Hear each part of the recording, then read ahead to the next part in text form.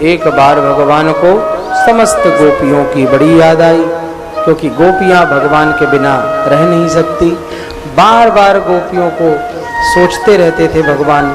आज उद्धव जी को भगवान ने मथुरा में बुलाया है और समस्त गोपियों के लिए पत्र लेखन अपने हाथों से करके और कहा है कि हे उद्धव जी, आप ही एक ऐसे अधिकारी हो जो गोपियों के समक्ष खड़े हो सकते हो। इत्युक्त उद्धवो राजन् संदेशं भर्तुरादृतः आदाय रथमारुह्य प्रययौ नंद गोकुलम। और इस प्रकार महाराज गोपियों के पास उद्धव को भेजा है। उद्धव जी आज गए हैं भगवान का पत्र लेकर। भगवान अपने रथ पर अपना पीतांबर ओढ़ाकर उद्धव जी को भेजा है। बोलिए उद्धव जी महाराज की जय हो। ये सूरदास जी वाले उद्धव नहीं है, भागवत जी के उद्धव हैं। और भागवत जी के उद्धव साक्षात कृष्ण, साक्षात कृष्ण के ही समान दिखाई देते हैं। वे वैदुष्य में भी बाल्यकाल में ही 5 वर्ष की आयु थी और बृहस्पति जी वो उनको लेकर जाते हैं ज्ञान गुफा में, समस्त शास्त्रों का अध्ययन कराते हैं। ऐसे उद्धव जी महाराज आज गोपियों के सामने आए हैं। सबसे पहले नंद बाबा और यशोदा मैया को पत्र सुनाया है। यशोदा मैया खूब रोने लगी, उद्धव जी के हाथ पकड़ पकड़ के चूमने लगी। नंद बाबा वहां बैठे रहते हैं और उद्धव जी को देख देख कर ही आह्लादित हो रहे हैं, क्योंकि इसके तन पर भी मेरे श्याम की छाया पड़ी होगी। और इस प्रकार से महाराज कहते हैं कि जब कभी भगवान श्री कृष्ण को एक बार भी खांसी आ जाती थी तो नंद बाबा पूरे गांव के वैद्यों को इकट्ठा कर लेते थे।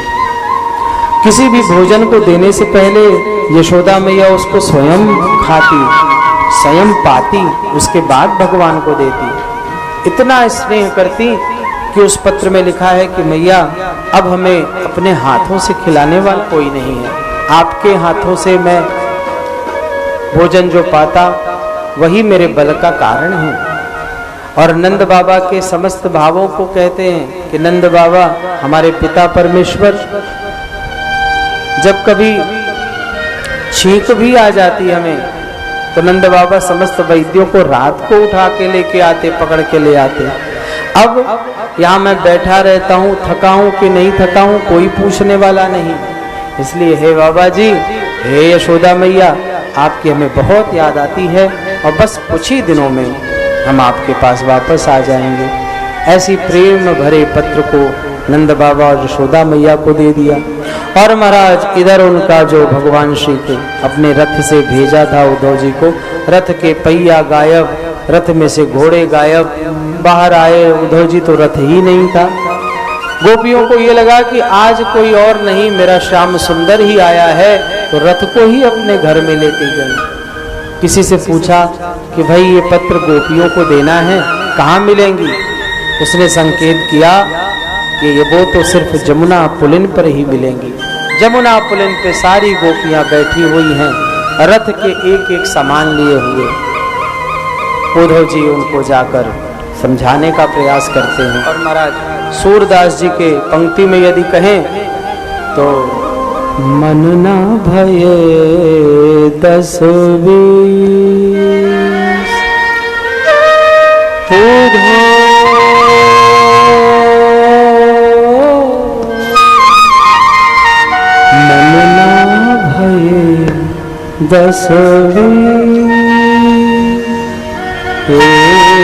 कहू जो गयो श्याम संग तो राधे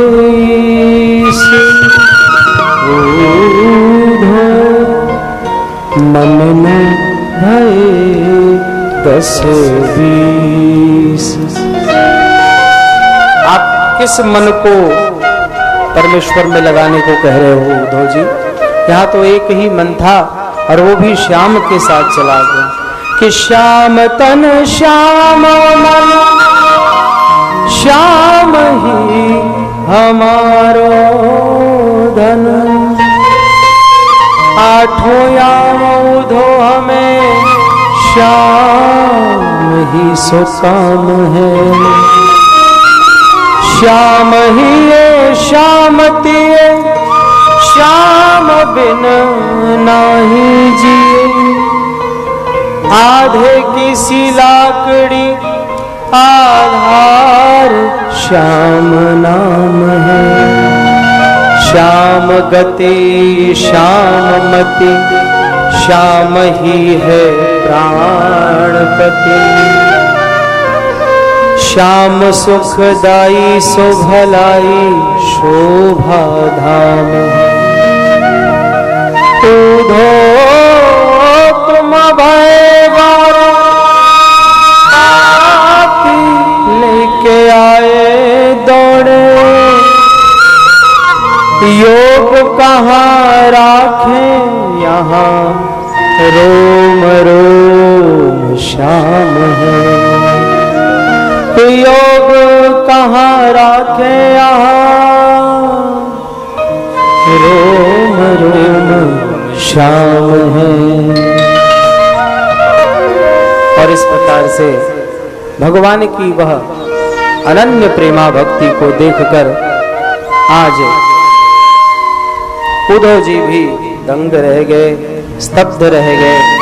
और भगवान की यह लीला ही थी जो उद्धव जी को यह प्रसाद रूप में देना चाहते थे कि उद्धव जी आप में सब कुछ है पर अभी तक प्रेमा भक्ति नहीं। यह सूरदास जी की पंक्ति है। भागवत जी के उद्धव जी तो अत्यंत विद्वान हैं और वही एक अधिकारी हैं जो गोपियों के समक्ष जा सकते हैं, क्योंकि गोपियों से बढ़कर और कौन भगवान का भक्त हो सकता है। और उद्धव जी को भक्ति प्रदान करनी थी, अतः भगवान ने गोपियों के समक्ष भेजा था।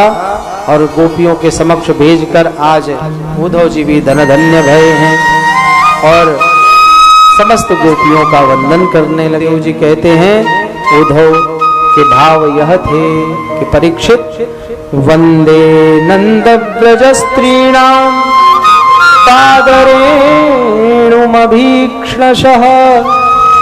यासासां हरिकथोद्गीतं पुनाति भुवनत्रयम्। ढाई अक्षर प्रेम के पढ़े सो पंडित हो, पोथी पढ़ पंडित भया भयो न पंडित को। और प्रेम की भाषा जिसने समझ ली भगवान को प्राप्त करने का साधन मिल जाता है उसे। और आज समस्त गोपियों के दास बन गए हैं। उद्धव जी कहते हैं वंदे नंद ब्रज स्त्रीणाम पाद रेणुमभीक्ष्णशः। मैं ब्रज की गोपिकाओं को प्रणाम करता हूँ, मैं उनके चरणों की धूलि को बारंबार नमन करता हूँ। अगर इनके चरण के धूलि का धूल भी मैं हो जाऊं तो मेरा जीवन धन धन्य हो जाएगा।